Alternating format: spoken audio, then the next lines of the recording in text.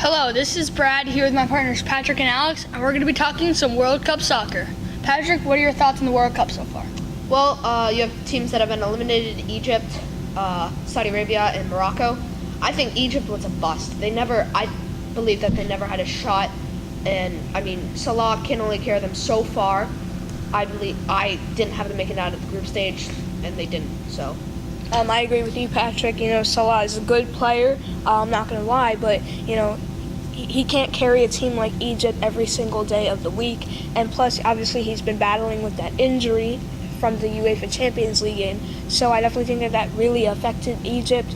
At most, they probably would have gotten out of the group stage, and that's about it. So they really didn't have their mindset on the final. But, there's always next year. Next 4 years. And I think Salah needed to start for them to have a chance at winning, at just getting out of the group stage, because they needed to have that goal-scoring maestro that Salah is. And without that, they're nothing. The only good player they have is Elneny in the midfield. I can't agree more. Egypt is by far the most overrated team in this group stage, and I thought they were out before the beginning. And I said that before their game against Russia. They're just not built for these kind of games. All right, let's talk some more soccer. So next we're going to talk about who we think are going to win who we think will win the World Cup. Well, I personally have Belgium winning it all. They have tons of young talent, tons of good talent. You have a good defense in Vertonghen, Courtois, and whoever else is playing center back. Then you also have Jordan Lukaku on the left and Munir on the right. And then you have the up front of Lukaku, De Bruyne, Hazard. It's just loads of talent. I'm not going to disagree with you, Patrick. I think Belgium is definitely a top contender, but you do have to watch out for one team, which would be Spain. They're so creative with their passing. They're a great team. I know that 4 years ago their World Cup run ended a little bit short, but I definitely think that with the way they played against Portugal, despite tying, they played very well. Besides Cristiano Ronaldo, Portugal really didn't do all that great. And I think that Spain really has a chance to go all the way this year.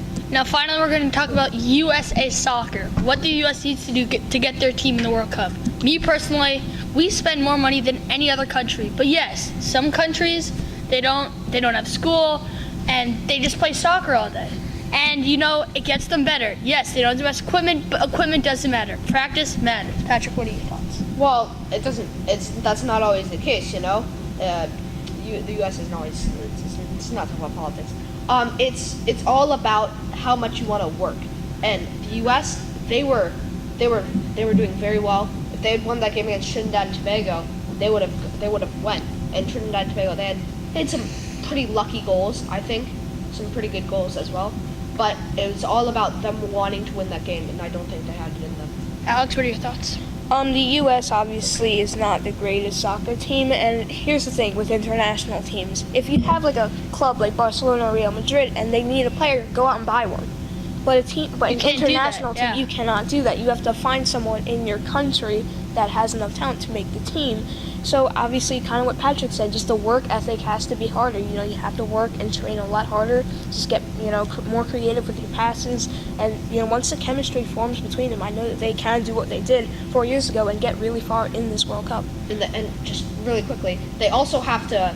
They have younger people coming in, and the old people are going out. So that young team tied France earlier this year. So the young team is good.